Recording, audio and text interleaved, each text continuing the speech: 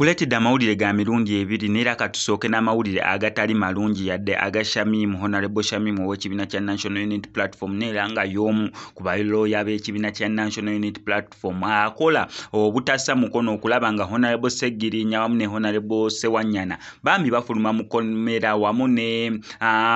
Erias Lukwago bakola kyonna kye basobola balabe nti nira bannaabwe basobola okubeera nga bafuluma mu makomera saabo bokka n'abacomrades ba NUP abalala baasibwa naye ate embeera gyali mu looya wa kibiina kya National Unity Platform g'amazima yeeraliikiriza neera nga yeetaaga ssaala zammwe zokka. Honorable Shamim yazirika okusinziira ku information gye nfuna naye mu kubeera nga azirika n'addusibwa wano mu ddwaliro mu ggwanga lya Uganda balaba tekimalirira neera bw'abe batyo ne bamuddusa mu ddwaliro e Kenya e Nairobi okulaba nga afuna obujjanjabi obw'enjawulo paka kati gyali mu kubeera nga ali mu kubeera nga ajjanjabwa. Ebiruma Shamim Malende ebisinga tebannabibeera nga babidisclosinga naye tusaba busabe Mukama Katonda embeera ye asobole okubeera nga amuzza engulu oba nga amusuusa akomewo asobole okubeera nga aweereza bannayuganda okutwalira awamu kibinnyo kibiddala ekyatuuka ku looya w'ekibiina kya National Unity Platform omukyalo ow'amaanyi Nakinku Shamim Malende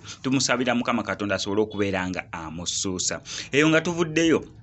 Yvonne Nakankaka olunaku olwaleero atulaze omuvubuka oba omwagalwa we ow'ebirooto bye naye ono kata kyali wa birooto bye omwagalwa we gwalina however asobodde okubeera nga atukweka face neera ng'ono y'omu ku gwe yakaabira ennyo akatambi we kaafuluma ak'obuseegu n'agenda ku kibanda kye ekya Facebook era bw'atyo n'ateekayo obubaka obwetonda nga yeetondera famire ye naye okusingira ddala asinga laajanira omwagalwa we gwawulira mbu ayagala n'agamba ebigambo biri bingi biri mu kubeera nga byogerwa naye ate omukwano gwe tulina wakati wo nange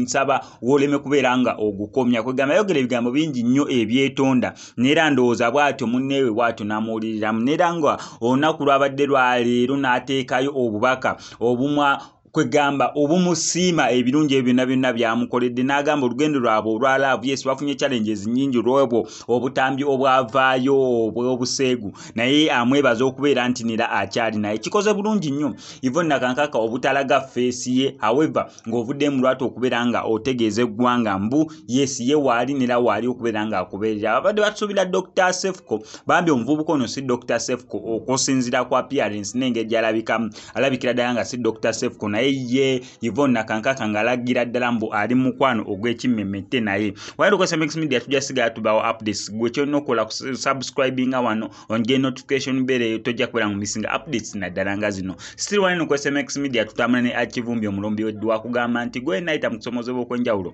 ebizibu eby'enjawulo bya family bya business bya relationship ajasobola bulungi nnyo okubeera nga akulombereddwa mukubireko ku enamba y'essimu gy'olaba ku kapapula ebisigadde obimulekere MCSMX I sign out.